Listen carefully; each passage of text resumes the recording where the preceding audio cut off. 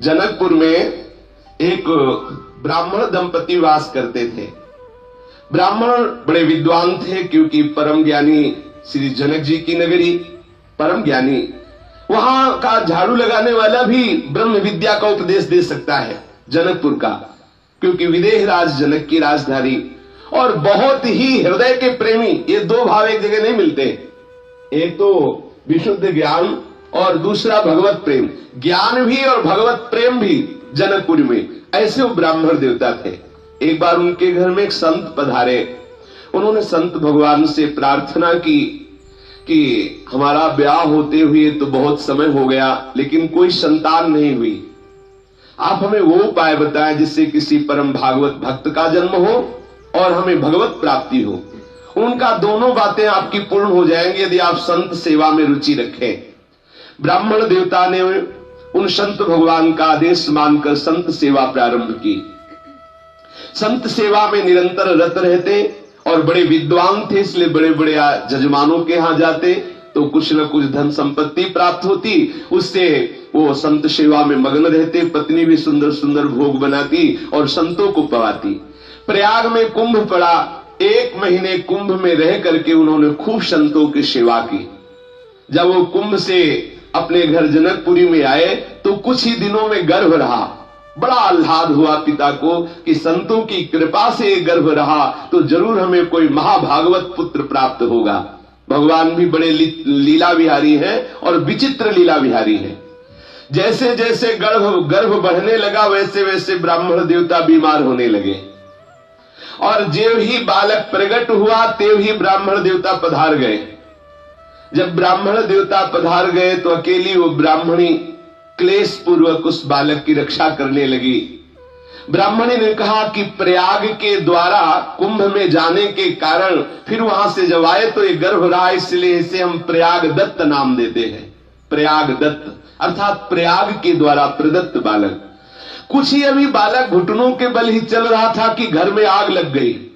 ये है भगवान की कृपा, चाहिए किसी को?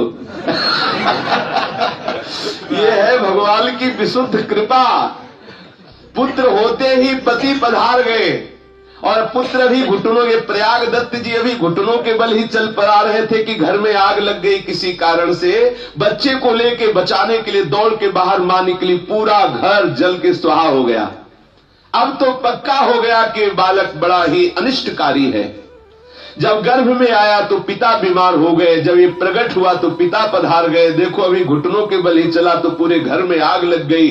अब तो जो जजमान उनके पति के प्रभाव से आते भी थे अन्न धन देने, वो भी आना बंद कर दिए कि उनका लड़का जो हुआ है ये बड़ा अनिष्टकारी है, उस घर में जो भी जाएगा उसका अनिष्ट हो जाएगा। और ये पता नहीं कि ये लड़का कोई साधारण पुरुष नहीं, ये महापुरुष प्रकटा हुआ है। लेकिन बड़ी विचित्र लीला भगवान और भगवान के भक्तों की है। ये प्रयाग दत्त जी महाराज जब धीरे धीरे घुटनों के बल चलने लगे तो कोई कोई विशुद्ध संत आते थे। उस समय भी संत जन जो है वो भगवान की कृपा का परिचय जानते हैं। प्रिया प्रीतम के प्रेम में छके हुए, प्रिया प्रीतम के चरणारविंद के मद से उन्मत्त हुए, आंखों से प्रेम अश्रु रूपी पुष्प उनके चरणों में चढ़ाते हुए ये उन्मत्त होकर भूमि को पावन करते हुए भ्रमण करते रहते हैं। ऐसे महात्मा जन ही कभी कभी इन ब्राह्मणी के घर आते। हालत ये स्थिति हो गई कि ठीक से पेट भरने की भी व्यवस्था नहीं रह गई, क्योंकि वही छोटा सा बालक प्रयाग दत्त, कोई जजमान आते नहीं। पंडित जी तो प्रभावशाली थे, जिनके प्रभाव से धन संपत्ति जजमान लोग देते थे। बड़े कष्टपूर्ण जीवन बीतने लगा। किसी भी तरह वो मांग करके कैसे भी, कोई कोई उदार ऐसे थे कि दे देते थे, जिससे बच्चे का पोषण और अपना पोषण करते थे। भगवान श्री कृष्ण की अद्भुत महिमा वही भगवान श्री राम के रूप में है, कोई दूसरे नहीं है। एक दिन वो बालक अभी 8 वर्ष का ही हुआ होगा। ये मात्र 200 वर्ष पहले की बात है। ये कोई 1000-2000 वर्ष पहले की बात, ये 200 वर्ष पहले की घटना है। 200 वर्ष पहले की बात है। वो बालक अपने मित्रों के साथ खेल रहा था। अच्छा, कोई मित्र सहज में बनता नहीं था, क्योंकि घर वाले सिखा देते थे प्रयाग दत्त के साथ मत खेलना, वो बड़ा अनिष्टकारी है। जो उसका मित्र बनेगा हो सकता है उसकी भी हानि हो जाए। तो 2-4 बच्चे बड़े हे भाव से प्रयाग दत्त को देखते खेलते थे। एक दिन क्या हुआ कि एक बहन बुलाने आई किसी और भाई को और कहा, चलो तुम्हें आज पता नहीं राखी का त्योहार है। प्रयागदत्त जी दूर से चुपचाप खड़े सुन रहे हैं, राखी का त्योहार है। तो प्रयागदत्त ने सोचा है राखी का त्योहार क्या होता है। बहन हाथ पकड़ के ले गई और वो चुपचाप छुपे हुए गए, दरवाजे से झांक के देख रहे हैं कि बहन तिलक लगा रही, राखी बांध रही, मिठाई पवा रही, दुलार कर रही। ये भाग के घर आए और अपनी मां से कहा कि मां, क्या हमारे दीदी नहीं है क्या? सब भाइयों को आज राखी बांध रही उनकी दीदी, क्या हमारे जीजी नहीं है, हमारे दीदी नहीं है? क्या हमारे भाग्य से नहीं कि हमें कोई राखी बांधेगी? मां का हृदय भर आया कि वैसे ही हम गरीब हैं, इसकी सुख सुविधा नहीं कर पा रहे, और आज ये ऐसा प्रश्न कर दिया कि इसका क्या उत्तर। तत्काल ध्यान आया, क्योंकि सब जनकपुरवासी जो वयोवृद्ध होते हैं जानकी जी को अपनी बेटी मानते हैं, और जो नवयुवक होते हैं या नवयुवती होती है वो अपनी बहन मानती है। देखो पूज्य श्री भक्तमाली नारायण दास जी महाराज श्री जानकी जी को अपनी दीदी मानते थे, इसलिए उनको मामा जी कहते थे। ये अद्भुत मामा जी हैं जिनका हम नाम चर्चा कर रहे हैं, प्रयागदत्त जी। प्रयागदत्त से कहा कि बेटा तुमको किसने कह दिया कि तुम्हारे दीदी नहीं है?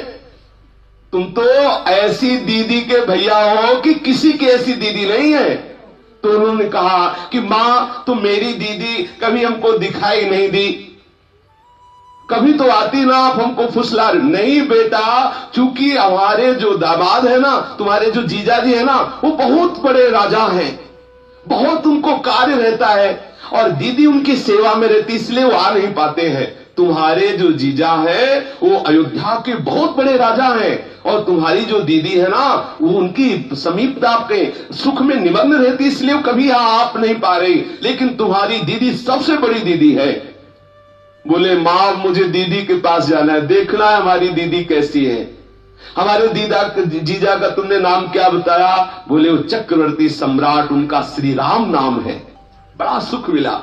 अरे इतने बड़े हमारे जीजा, और हमारी दीदी का क्या नाम है? बोले जानकी जी नाम है। हृदय में अपार सुख मिला। एक कोमल हृदय वाला बालक स्वीकार कर लेता है कि हमारी दीदी जानकी जी और हमारे जीजा श्री राम जी। मां, मुझे अवधपुरी जाना है, अपने जीजा से अपनी जीजी से मिलना है, मुझे अपनी दीदी से राखी बंधवानी है।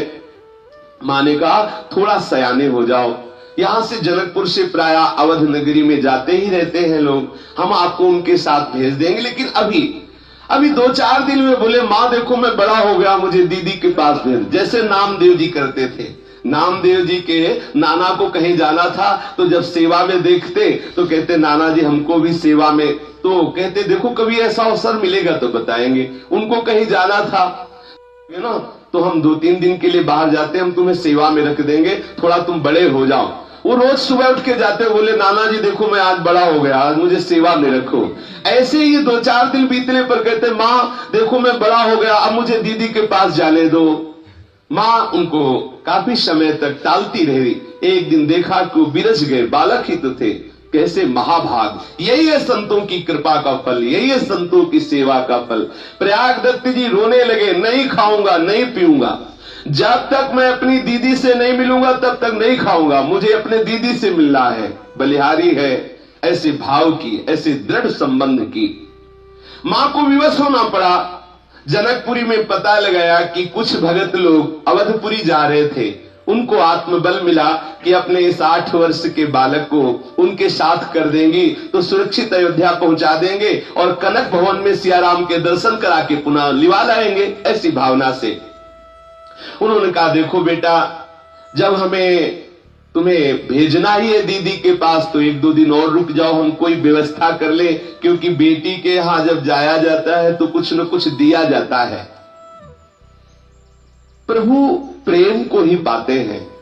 ये जो अंदर से भाव उठ रहा है ना कि हमें अपने प्रभु को कुछ पवाना है, इसी भाव के अधीन हो जाते हैं प्रभु। अब वो बेचारी गरीब ब्राह्मणी, ना रुपया न पैसा न कुछ, दूसरे के घरों में जाती और कहती कि हमें कुछ चावल दे दीजिए, हमें चावल की आवश्यकता है। वैसे ही जाया करती तो प्राय लोग हटा देते या कोई दे देते, पर आज भगवत कृपा से कुछ अच्छे चावल मिल गए थोड़े से, वो चावल ला करके उनको पीस करके और उनमें कुछ मीठा मिला करके बनाया, जिसको कसार कहते हैं। जनकपुरी में उन मोदकों को कसार कहते हैं। चावल के पिसे हुए आटे को भून करके उसमें घी मिला करके मीठा मिला करके जो बनाया जाता है उसे कसार कहते हैं। कसार को एक कपड़े की पोटली में बांधा और प्रयागदत्त को दिया, थोड़े से सतुआ बनाए। प्रयागदत्त को, देखो ये तुम्हारी दीदी और जीजा के लिए है, और ये जो सतुआ है ना, तुम्हें जब भूख लगे तब तुम पा लेना। प्रयागदत्त तो इतने उन्मत्त हो रहे हैं कि हम अपनी दीदी से मिलेंगे, जीजा से मिले, बड़े उन्मत्त। जो कोई जनकपुरी के भक्त परिकर अवधपुरी जा रहे थे उनके साथ कर दिया। अब प्रयागदत्त को चैन कहां कि उनकी जैसी भावना से चले, वो तो अपनी भावना, उनको तो लग रहा था अगर हमारे पंखे हो तो अभी उड़ जाऊं, ऐसी व्याकुलता। उन्होंने सोचा कि हमें दीदी से मिलना है, पता नहीं कितने दिनों में पहुंचेंगे, उनका साथ छोड़ दिया, वही पोटली कसार की, और बस दीदी के चिंतन में हमारी दीदी जानकी जी, हमारे जीजा जी राम जी कितनी जल्दी पहुंचू, बस भाग दौड़ना। जब थक जाते तो थोड़े सतुआ घोर करके पी लेते और फिर भागते। कई दिनों में जनकपुरी से वो अवधपुरी आए। जब अयोध्यापुरी में आए तो प्रयागदत्त देख करके अवधपुरी बहुत प्रसन्न है कि ओहो हमारे जीजा की राजधानी है, हमारे जीजा। और पूछा था मां से कि उनको सब कोई जानता है क्या? बोले सब कोई जानता है उनको। अब जिससे पूछते कि हमारी दीदी जानकी जी कहां रहती है, तो अवधवासी देखते छोटा सा 8 वर्ष का बालक हंस देते, तुम्हारी दीदी तो तुम्हारे जीजा का क्या नाम? बोले श्री राम। बोले हाँ वो महल है, चले जाओ। तो दौड़ के जाते कनक भवन में, जब देखते तो पुजारी से पूछते हमारी दीदी कहाँ है, हमारे जीजा कहाँ है? तो बोले ये तुम्हारी दीदी कौन? बोले जानकी। और जीजा कौन? श्री राम। बोले है तो। बोले हमें मूर्ति नहीं, हमें जीजा जी चाहिए, मूर्ति नहीं, हमें मूर्ति नहीं, हम अपनी दीदी की बात कर रहे हैं। हंस देते कि बालक है, हट कर रहा है। निराश होकर के रोते हुए फिर निकलते। फिर कोई संत पूछते क्या बात है बेटा, क्यों रो रहे हो? बोले हमारी दीदी नहीं मिल रही। तुम्हारी दीदी कहाँ रहती है? बोले यही अयोध्या में रहती है। अच्छा तो तुम्हारे जीजा का क्या नाम? श्री राम। और दीदी जानकी। बोले वो महल है ना। बोले वो मूर्ति नहीं, हमें दीदी चाहिए। ये ऐसा हठ। अब सब संत हंस देते, कोई तो सुन के उपेक्षा कर देता, बालक है। कोई संत हंस देते कि बालक है, क्या जाने, कहीं वो मूर्ति हो तो साक्षात प्रभु विराजमान। लेकिन उसको ऐसी दीदी चाहिए थी जो दौड़ के आवे, हृदय से लगावे और राखी बांधे और मिठाई पवावे। अब हृदय में उसके अंदर व्याकुलता बढ़ती गई कि हाय हमारी दीदी का कोई पता नहीं बता रहा, और मां कह रही थी कि यही दीदी रहती है, क्या करूं? बहुत रोने लगे, परेशान हो गए। कहीं कोई बताता ही नहीं कि उसके जीजा कहाँ है, उसकी दीदी कहाँ है। मणिकूट की ओर गए, वहां खोजते फिरे, रो रहे थे, हाँ दीदी जानकी तुम कहाँ हो? कोई तुम्हारा परिचय नहीं बता रहा है। जहां सीता कुंड को जाने वाले रास्ते के दक्षिण सघन विटपावली से आच्छादित पुरानी मस्जिद है, जिसमें पूर्व में हनुमान निवास श्री अयोध्या के महात्मा बाबा गोमती दास जी महाराज भजन करते थे, वही समीप जाकर के बैठ गए, रोने लगे प्रयागदास जी। हा जीजा श्री राम, हा जिज्जी जानकी तुम कहाँ हो? विकल होकर के रो रहे हैं। देखो कैसा संबंध का सुख होता है। विकल होकर के रो रहे हैं। अब बहनोई जी को रिश्ते से खूब गालियां भी देख रहे कि देखो इतना ढूंढा, इतना पूछा, पता नहीं कहां छुपा हुआ बैठा है, हमारे सामने नहीं आ रहा, किसी को भेज नहीं रहा। और मां हमको कह रही थी अरे वो बहुत बड़े चक्रवर्ती सम्राट है, ऐसा कौन है जो उनको जानता नहीं? यहाँ तो कोई उनको नहीं जानता है, कोई नहीं बता रहा कि हमारी दीदी कहाँ है, हमारे जीजा कहाँ है। इतना ढूंढा, इतना हैरान हो गया, कहीं मिल नहीं रहा, कहाँ रहते हैं हमारे जीजा। बहुत भाव में विवल हो रहे हैं। इतनी विकलता बढ़ी कि लगा कि उनको प्राण छूट जाएंगे। इतने में ही सुनाई दिया, हाँ आवाज सुनाई दी, राजाधिराज चक्रवर्ती महाराज परब्रह्म परमात्म स्वरूप अखिल कोटि ब्रह्मांड नायक परात परेश भगवान श्री राम पधार रहे हैं। दृष्टि गई तो देखा विशाल श्वेत हाथी, उसके ऊपर स्वर्ण की झूल पड़ी हुई है, विशाल सिंहासन, उसके ऊपर 9 किशोरी किशोर विराजमान है, छत्र लगा हुआ है, चंवर डुलाए जा रहे हैं, जय जयकार हो रही। श्री राम नाम सुनते ही रोम रोम खिल उठा। हमें लगता है मां कह रही थी जीजा राजा, हमें लगता है जीजा ही आ रहे, और बगल में देखा कि जीजी मुस्कुरा रही है। ओहो, आनंदित हो गया, खड़े हो गए। इतने में जितने पीछे जय जयकार करने वाले थे सब पीछे रुक गए। हाथी नजदीक आया, श्वेत रंग का विशाल हाथी, और वो घुटने टेक करके बैठ गया। दौड़ करके सेवक जनों ने सुंदर स्वर्ण की सीढ़ी लगाई। करुणा निधान प्रिया प्रीतम धीरे धीरे उतर करके नीचे आए। जानकी जी दौड़ के गई, भैया प्रयागदत्त हृदय से लगा। ओहो, श्री जानकी जी के हृदय से लग के जैसे छोटा बालक अपनी गुस्सा नहीं प्रकट करता, छोटे छोटे ऐसे हाथ बांध के, दीदी तुम अभी तक कहां थी, हमने कितना ढूंढा। बहुत जानकी जी हृदय से लगा रही, दुलार कर रही है। भैया तुम इतना परेशान क्यों हो रहे हो? इसलिए कि इतना ढूंढा, कोई तुम्हें बता नहीं रहा था। तो बोले भैया हमारा पता सहज में सबको नहीं चलता, हम ऐसी जगह रहती है जहां सबको पता नहीं चलता, कोई विशेष ही होते जो मेरा पता जानते हैं। अब देखो, अब तुम्हें कोई क्लेश नहीं होगा, अब हम तुम्हारे समीप आ गई है। जानकी जी ने पहले उनकी भावना के अनुसार राखी बांधी, और जानकी जी ने कहा अच्छा मिल चुके, अब हमको ये बताओ कि माँ ने हमारे लिए क्या भेजा है। बोले हाँ हाँ, एक फटे से कपड़े में वही चावल के पिसे हुए कसार श्री लाडली जी को अर्पित करा। लाडली जी ने अपने कर कमल से लिया और प्रभु को पहले पवाया, और फिर आप पाया, और फिर अपने भैया प्रयागदत्त को पवाया। ओहो, जेव ही प्रियाजू और प्रीतम जू का उच्छिष्टामृत मिला, रोम रोम आनंद से भर गया, अश्रुओं की धार बहने लगी, पूर्ण विद्या का नाश होकर चिदानंद तत्व में स्थिति हो गई।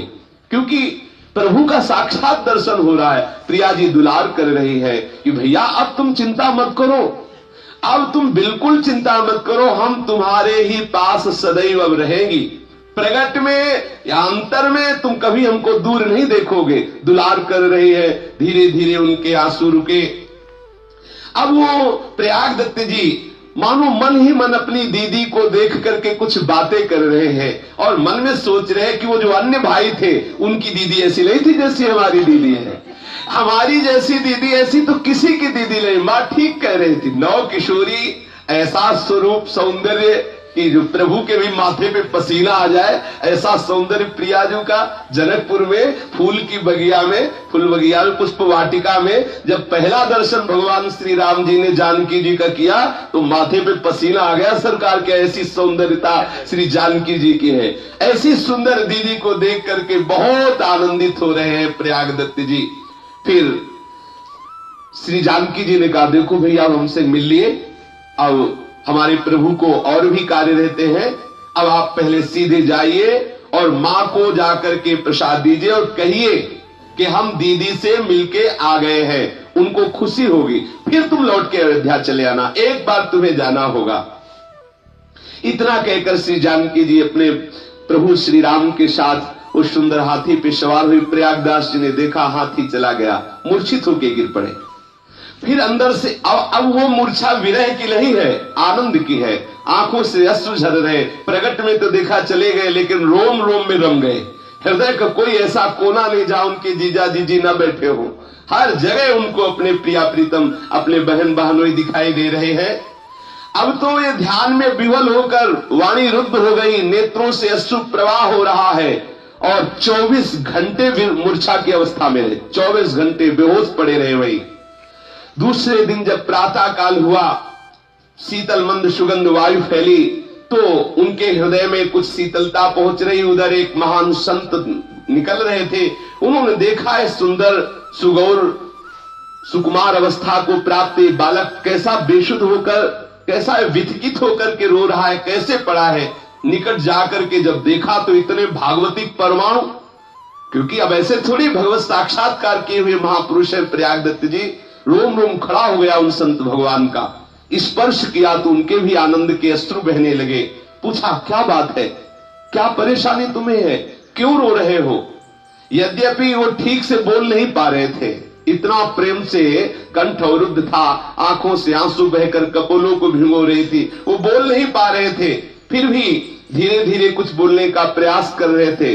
महात्मा जी ने उनका हाथ पकड़ा और कहा, चलो हम जिस गुफा में रहते हैं वहां आप आराम से बैठो, फिर बातें होंगी। गुफा में ले गए, प्रयागदत्त को वहां विराजमान किया, मुंह धोया, सुंदर जल पिलाया, सावधान करते हुए पूछा, क्या हो क्या गया?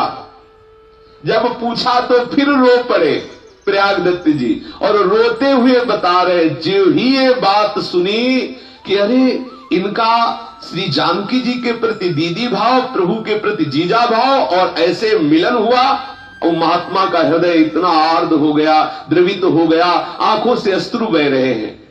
प्रयागदत्त के भी आंखों से अश्रु बह रहे और महात्मा जी के भी आंखों से अश्रु बह रहे। कुछ देर तक कोई नहीं बोल पा रहा, ना महात्मा जी बोल पा रहे हैं, ना प्रयागदत्त जी बोल पा रहे हैं। को किछु कहिय न को किछु पूछा, प्रेम भरा मन निज गति छूछा। अपार आनंद में दोनों महापुरुष डूब रहे हैं। थोड़ी देर के बाद महात्मा जी भगवत स्मरण करते हुए अपने को सावधान किया और प्रयागदत्त जी से कहा कि आप जैसा महाभाग्यवान हमें लगता है इस भूतल पर कोई नहीं होगा, जिसको स्वयं महामहिमामयी श्री जानकी जी दुलार करके अपना भैया कह के हृदय से लगाया।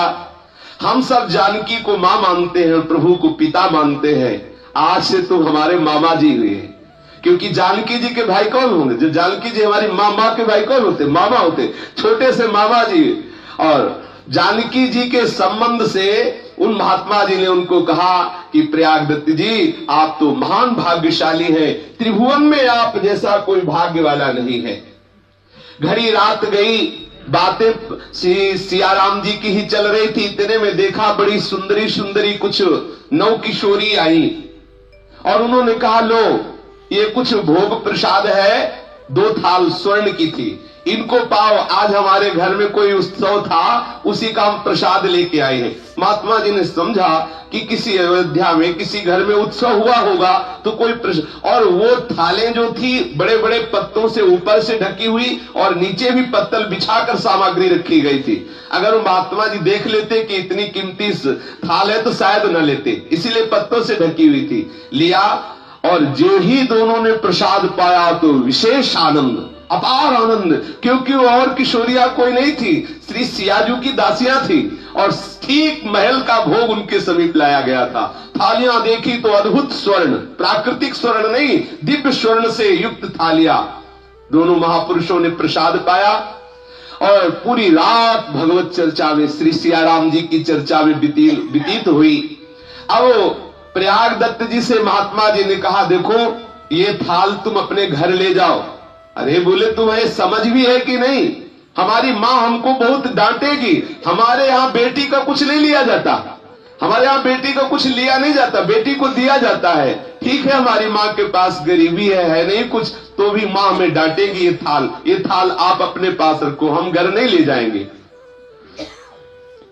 वो कितनी निष्किंचनता उस महात्मा जी के भी अंदर है। उन्होंने कहा, ये थाल हमारे प्रयोग की नहीं, तो प्रभु की है, इनको हमें नहीं रखना, हमें भी अपने पास नहीं रखना है। महात्मा जी और मामा जी दोनों कितने निष्किंचन हैं कि उस दिव्य स्वर्ण की तरफ तनिक भी आकर्षण नहीं हुआ।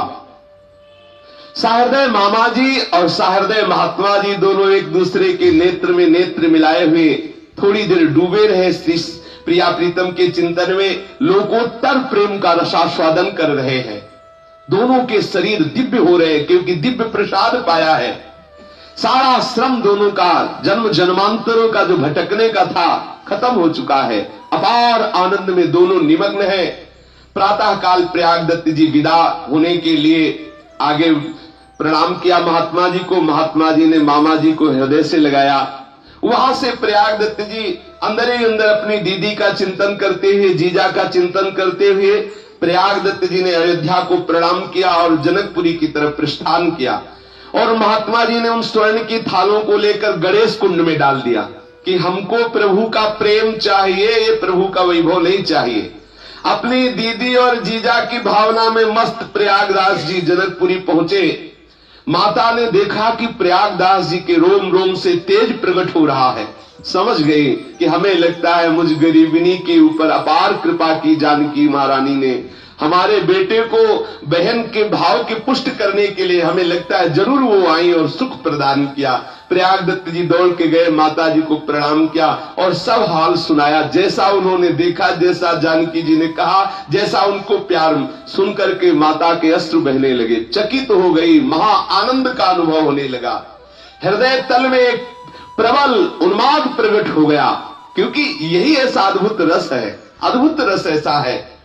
करुणा का स्रोत फूट निकल पड़ा और चिल्ला चिल्ला के रोने लगी, हे करुणामयी जानकी जी, आज आपने निर्वाह कर लिया मुझ गरीबिनी का। चिल्ला चिल्ला के रो रही है, बहुत दुलार से अपने प्रयाग दत्त जी को रखने लगी। अभी 1 साल भी नहीं बीता था कि माता का हृदय जो श्री जानकी जी के प्रेम में डूब गया था, शरीर की सामर्थ्य ने किस प्रेम को झेल सके, इसीलिए धीरे धीरे थोड़ा थोड़ा अनुराग रस देते हैं प्रभु। एकदम दे दे तो फट जाए हृदय, हृदय की सामर्थ्य ने कि अपार प्रेम समुद्र को झेल सके।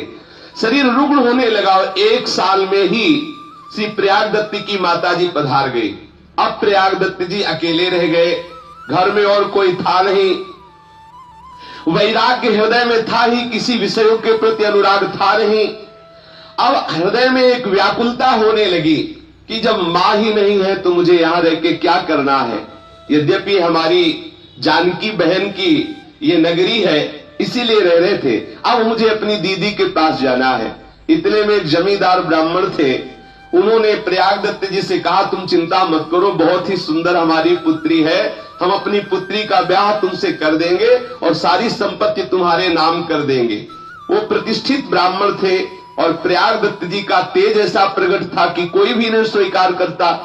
प्रयाग दत्त जी ने वो बात सुनी तो उनके हृदय में और आग लग गई कि अरे मुझे अपनी दीदी के पास जाना है कि मुझे ब्याह करके संसार को स्वीकार करना है।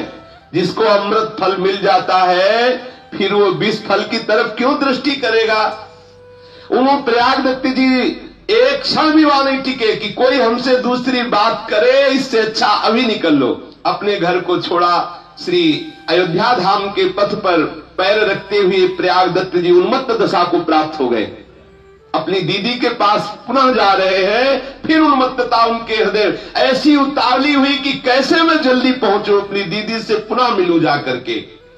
श्री सरयू जू में गए, स्नान किया और अद्भुतपुरी आनंद स्वरूप श्री अयोध्या नगरी की प्रदक्षिणा की, अयोध्या नगरी को साष्टांग प्रणाम किया, अयोध्या नगरी की धूल में अपने शरीर को धूसरित किया और एक एक गली में, एक एक महल के समीप देख रहे हैं कि पुनः हाथी पे सवार हुई हमारे जीजा जी कब आएंगे।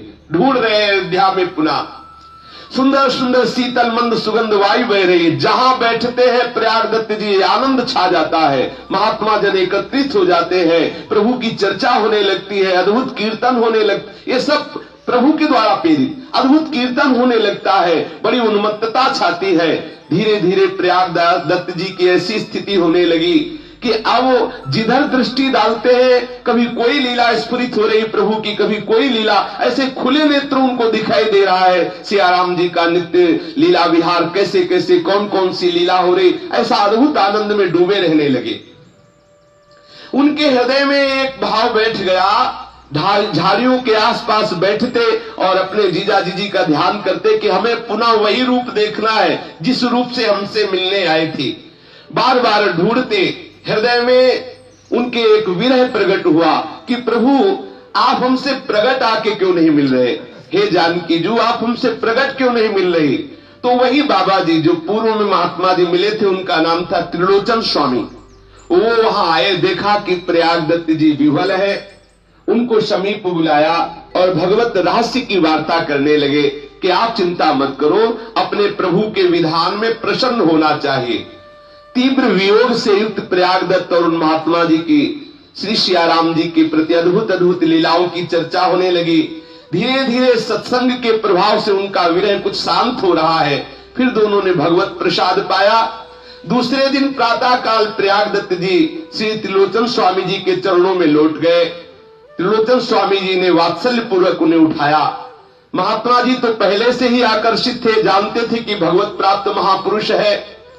परम श्रद्धा से श्री प्रयाग दत्त जी ने निवेदन किया कि प्रभु अब मुझे संसार मार्ग में कदम तो रखना नहीं है, अब मुझे वैराग्य की दीक्षा दीजिए और मैं वैराग्य से युक्त होकर निरंतर अपने बहन बहनोई का चिंतन करता हुआ इसी अवध धाम में जीवन व्यतीत करूंगा। महात्मा तो ढूंढते हैं कोई ऐसा महान शिष्य मिले जो भगवत अनुराग से युक्त हो। इनका हृदय खिल उठा त्रिलोचन स्वामी का, और उन्होंने अपने उमड़ते हुए दुलार से उनको वैराग्य की दीक्षा दी, अद्भुत प्रेम में मंत्र प्रदान किया, लंगोटी अचला प्रदान की। अब प्रयाग दत्त जी से इनका नाम हो गया प्रयागदास जी। यद्यपि शिष्य भाव से थे, फिर भी वो भी महात्मा इनको मामा जी कहते थे, क्योंकि जानकी जी को सब प्राया माँ की भावना से कि सियाराम जी हमारे माता पिता है तो हमारी अम्मा के भाई मामा ही तो होंगे, तो इसीलिए सब इनको, अब जो भी महात्मा सुनता है इनकी महिमा तो इनको सब मामा जी कहते। अब पूरी अयोध्या में मामा जी, अब जो भी आता बोले मामा प्रयागदास जी। अब जिस गली से निकलते तो छोटे छोटे लड़के जो अयोध्या के बच्चे थे वो मामा जी मामा, ये उन्मत्त एक अचला ओढ़े एक अचला लगाए बड़ी मस्ती में, तो इनके साथ खेलते, कोई इनको छेड़ता मामा जी, और सब भूल गए, सब मामा जी, बड़े बूढ़े सब मामा जी, इसीलिए इनका नाम मामा प्रयागदास जी हुआ। इनके हृदय के समस्त कमल खिल उठे थे, क्योंकि जिसके हृदय में ऐसा प्रभु से संबंध होता है, प्रभु का साक्षात दर्शन हो जाता है, अब उसको कुछ करना बाकी नहीं रहता। कुछ रात गए, प्रयागदास जी की दशा कुछ ऐसी चढ़ी कि वे सोते ही उठ पड़े और बीहर जंगल में जाकर घूमने लगे। फिर तो यही ढंग रहा, नींद नाती निकल पड़ते, देखते कहीं किसी लीला का चिंतन करते, कभी प्रभु की किसी और लीला का चिंतन करते, जिधर निकल जाते उधर ही चलते चले जाते। कहां जा रहे हैं कुछ होश नहीं है, कब खाया कब पिया कोई होश नहीं, वस्त्र है कि नहीं कोई होश नहीं है, निमग्न है अपने प्रभु के प्रेम में। दिन के दिन रात की रात का कोई पता नहीं, कब रात हुई कब दिन गया। ऐसी दशा में न खाने की सुध, न पीने की सुध, न और कोई चिंता, न सोने की परवाह। ये अखंड योग निद्रा में स्थित है, अखंड भाव दशा में स्थित हो चुके हैं।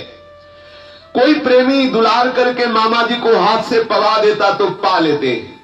ऐसी परमहंस स्थिति थी कि इनको ये याद भी नहीं रहता कि हमें भोजन पाना है। जब कोई बहुत बार कहता इनके मुंह में कवल देता तो पा जाते। कुछ ऐसी स्थिति पूज्य राधा बाबा की भी देखी गई है। ऐसे कितने महापुरुष हुए जिनको भगवत प्रेम आवेश में शरीर की शुद्धि नहीं रहती थी। बिखरे हुए केस, शरीर में अवध की धूल लगी हुई, आंखें चढ़ी हुई, उन्मत्त श्री सियाराम जी के प्रेम में गलियों में अयोध्या के घूमते रहते। आसपास के जो ही देखते खड़े हो जाते और इनका सम्मान करते, क्योंकि अभी कोई विशेष अवस्था नहीं है लेकिन विशेष स्थिति है इनके हृदय में। दिव्य देह और दिव्य भाव दोनों भी प्रयागदास जी के पास थे। उनका शरीर भी दिव्य हो गया था और उनका भाव भी दिव्य था। श्री हरि के प्रति जिसका ऐसा भाव होता है वो जगत का बंदनी हो जाता है, त्रिभुवन उसकी वंदना करता है।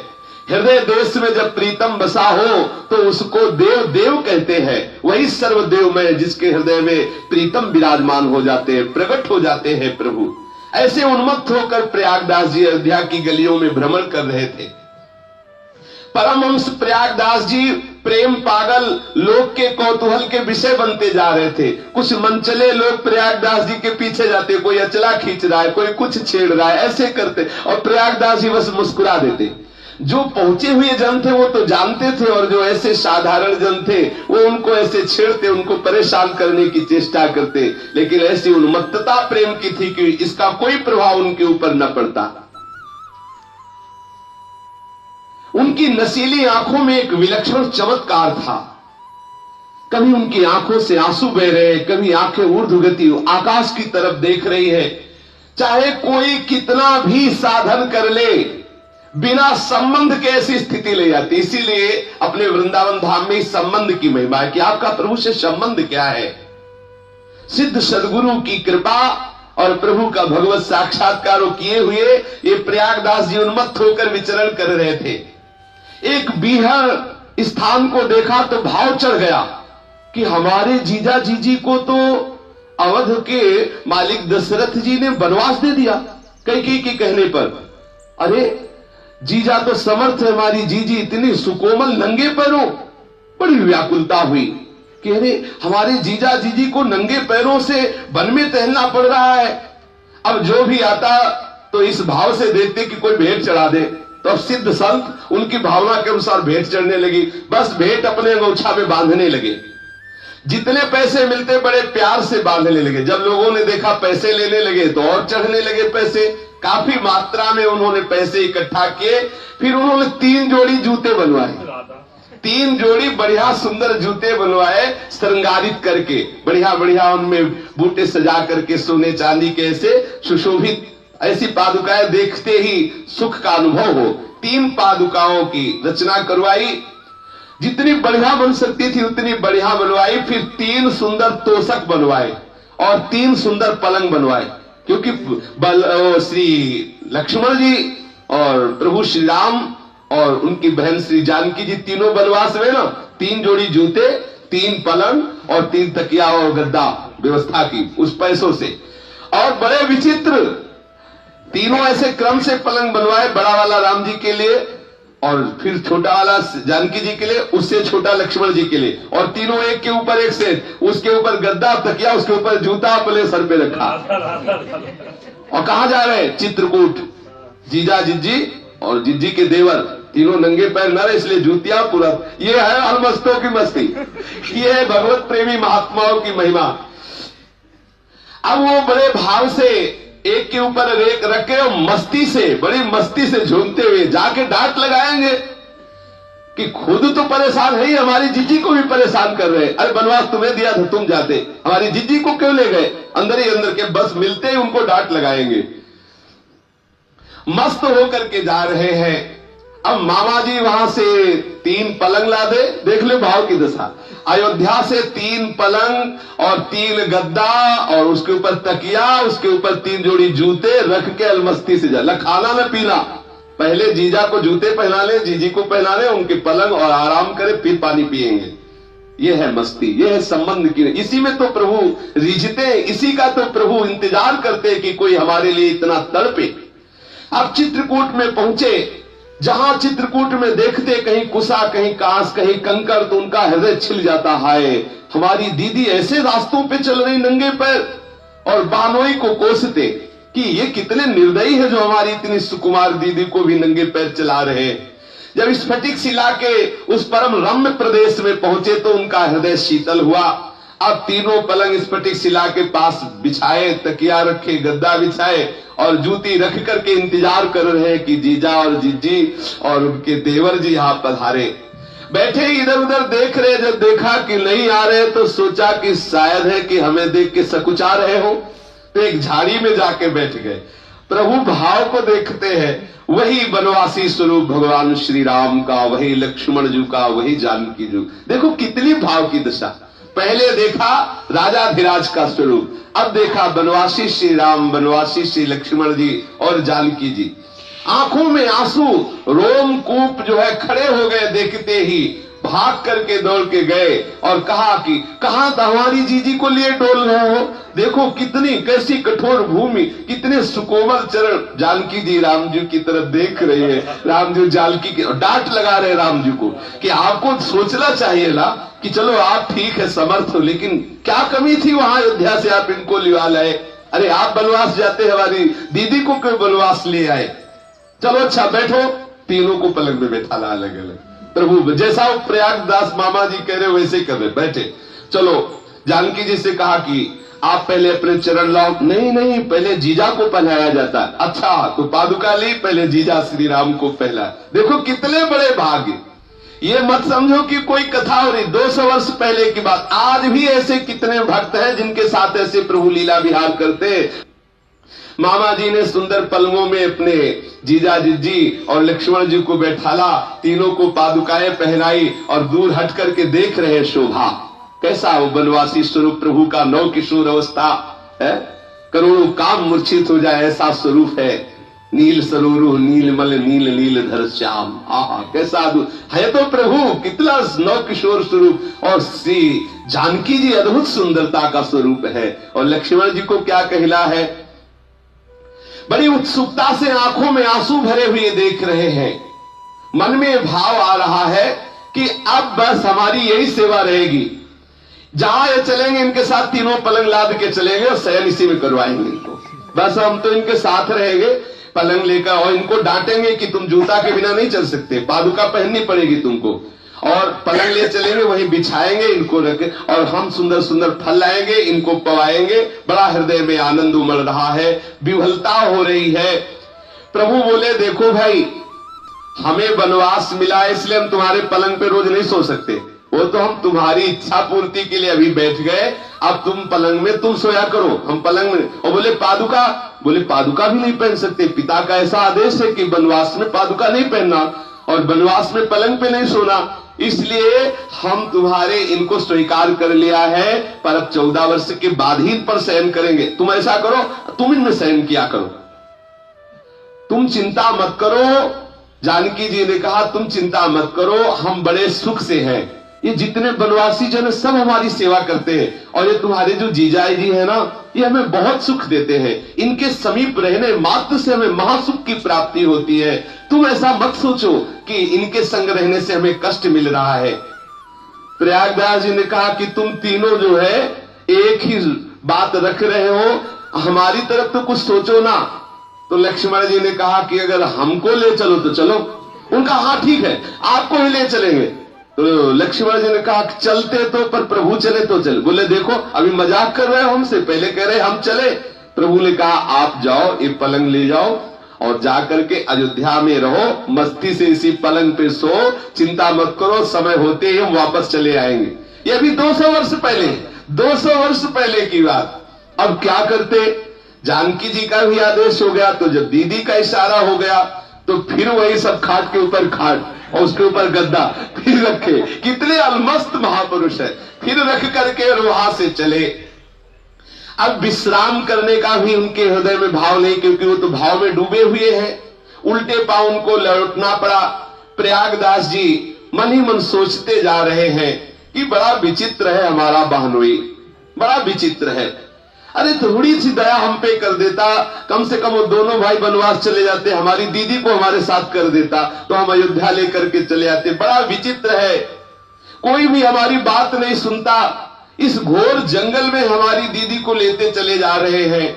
न जाने कैसे हमारी दीदी को कष्ट का अनुभव जितना जितना होता कैसे दूर होगा। बड़े नेमी बनते हैं, कहते पलंग में नहीं बैठेंगे। मुझे साथ नहीं लिया, कहते हमको किसी को साथ नहीं रखना है। लौटने की बात कही तो बड़े चतुरताई दिखा रहे कि हमको अपने पिता की आज्ञा पालन करनी है। कह रहे जंगल में बड़ा सुख है। अरे माना हरे भरे पेड़ पल्लव है, जब हमारी दीदी पंछियों को देखेंगी, हिरन को देखेंगी तब तो सुखी होंगी, लेकिन जब बाघ को देखेगी तब मन में सोच रहे, वापस तो हो रहे। बोले जब बाघ को देखेंगी तब, देखो कितने कुछ काटे हैं ये, इनको तो कुछ पता नहीं चलता। जहां सोने के महलों में सुंदर सुंदर सैया पे हमारी दीदी भोली भाली है, वहां शयन करती थी, अब ये फुसला के ले आए और जंगलों में भटका रहे हैं। बस मन ही मन अपने बालोई श्री राम जी के प्रति प्रयागदास जी अंदर से गुस्सा हो रहे हैं और हमको जबरदस्ती लौटा दिया अयोध्या को पास। ये छोटा वाला भी बड़ा खोटा है, कह रहे था कि हम चलेंगे साथ, लेकिन वो भी हमारे साथ मजाक कर दिया और चले रहे। बड़े मुस्कुराते हुए प्रभु देख रहे प्रयागदास जी को, सब ऐसे ही लादे प्रयागदास जी अवध की तरफ चल रहे। मंदाकिनी चित्रकूट में स्नान किया, प्रयागदास जी ने पुनः अपना वो पलंग आदि को उठाया। अब वो पलंग थोड़ी है, फूल से भी कम वजन वाला, क्योंकि उसमें प्रभु विराजमान हो चुके हैं, वो चिदानंदमय है, आनंद स्वरूप है। अयोध्या की तरफ चले तो थोड़ा ही चले तो देखा अवध आ गई। तो उन्होंने कहा अभी तो नहा के हमने चित्रकूट में पलंग रखा, हमें लगता है कि हमें होश नहीं रहा, हम कई दिन से चल रहे हैं और अवध आ गए सामने। जीजा जीजी की कृपा से चलना नहीं पड़ा, चित्रकूट से सीधे अवध धाम। कई दिनों तक वो ये बकते रहे अपने जीजा जी को। जो भी संत महात्मा मिलते बस उनसे यही शिकायत करते कि बड़े विचित्र है, बड़े कठोर है, हमारी दीदी को जंगल में भटका रहे हैं, ऐसा वैसा। और महात्मा जन सुन सुन करके आनंदित होते कि मामा जी कितने महाभाग्य में स्थित, कितने महाभाग्यशाली है कि अपने श्री सियाराम जी के ऐसे प्रेम में उन्मत्त है। अब ये क्या करते कि पलंग के ऊपर पलंग, पलंग के ऊपर पलंग, उस पे गद्दा बिछा के और जैसे राजा महाराजा और क्या ठाठ से सोते। कभी कभी कोई महात्मा कहते कि प्रयागदास जी तुमने विरक्त भेष तो ले लिया, कुछ भजन वजन नहीं करते, मामा भांजे का कुछ लगता है ऐसा। कभी कभी कोई विरोध कर देते। तो प्रयागदास जी उस दिन जिस दिन विनोद किया संत ने, तो नीम के नीचे अपना वो पलंग के ऊपर पलंग ऐसे, और एक करवा रखते थे मिट्टी का जिसमें जल, उस पलंग के तीन पलंग के ऊपर तोसा गद्दा सब बिछा आराम से लेटे हुए थे। किसी महात्मा ने विनोद कर दिया कि प्रयागदास जी तुम विरक्त भेष ले लिए, कुछ भजन नहीं करते? तो बोले अरे तुम भजन की बात कर रहे हो, नीम के नीचे खाट बिछी है, खाट के नीचे करवा, प्रयागदास मस्ता सोवे राम लला का सरवा, प्रयागदास मस्ता सोवे राम लला का सर। अरे बोले पता है हम किसके साले हैं? बोले किसके? बोले श्री राम जी के। अब हमें भजन करना, और वास्तविक जिसका संबंध दृढ़ हो गया उसको भजन करना पड़ेगा। भगवत प्रसादी स्वरूप पलंग में बादशाह की तरह पड़े रहते हैं। जब कोई बात करता है तो पता है हमारे जीजा चक्रवर्ती सम्राट श्री राम और हमारी बहन जानकी जी इसी ठसक में अयोध्या में पूरा आनंद मंगल करते हुए वो भगवान के नित्य साकेत धाम को गए और सदा सदा के लिए अपनी जीजा जी की सेवा में रत हो गए। श्री राधा वल्लभ लाल की।